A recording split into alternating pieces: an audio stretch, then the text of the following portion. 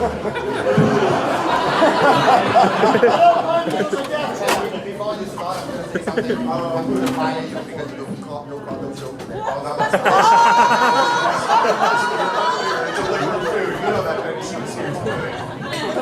keep it going for Jerry, though.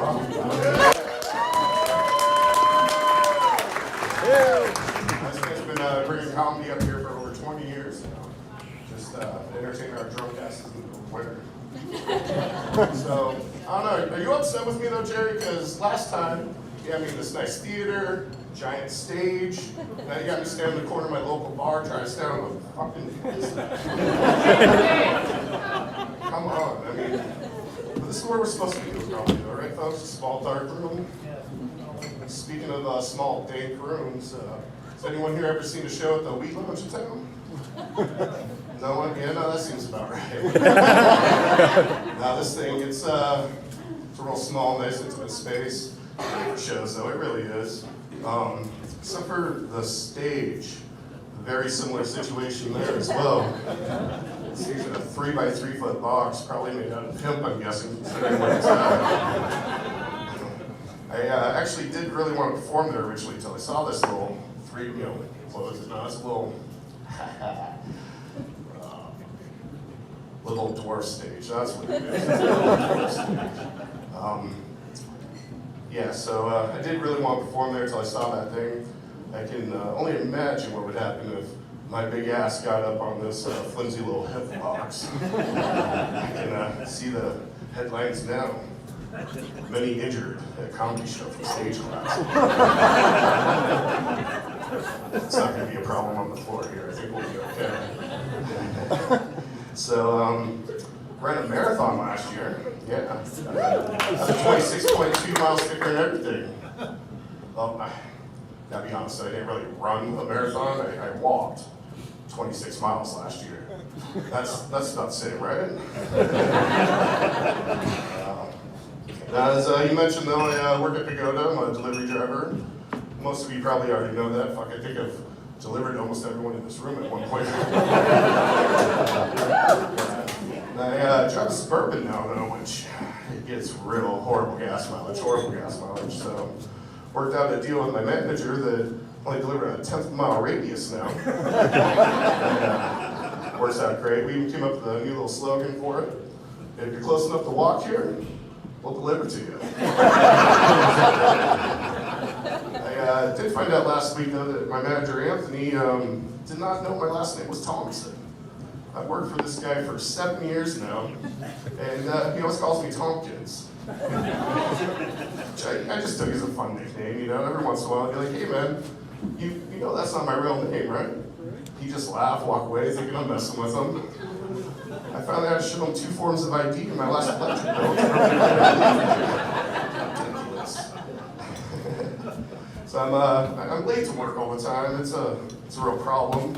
I live 3 minutes away. I'm working on it. Sorry, Benny. Maybe you might be valid with that first statement, man. I don't know. I'm working on it, man. But it's not just work, though. I'm late to a lot of things. I really am. Got a few friends that coined a term for it. They just call it Jamie time.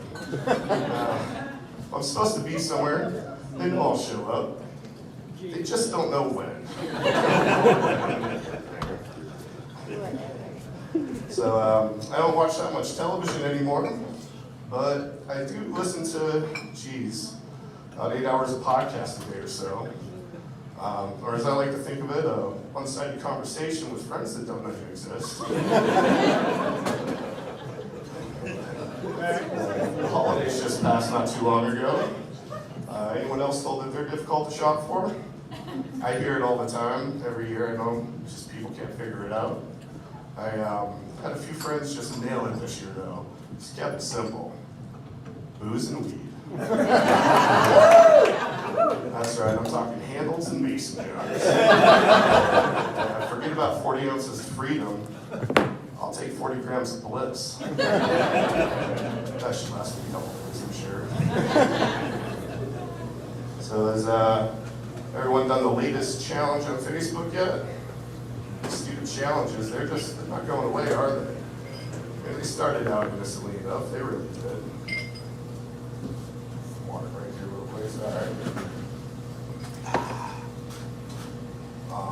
see what we had. We had the planky challenge, ice bucket challenge, mannequin challenge.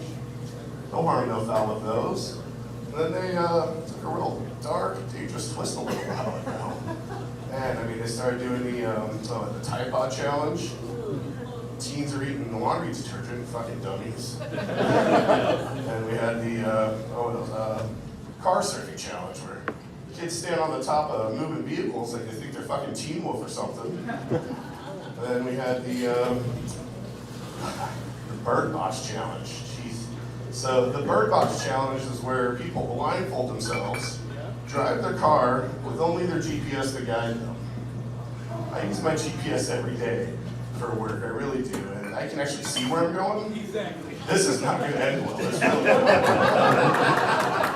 and, why can't we come up with some good, helpful challenges? Like, I don't know, we could do the don't freak out on fast food workers when they mess up your order challenge.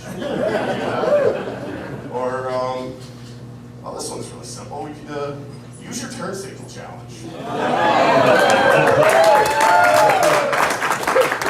Real simple, I didn't know I have to say it.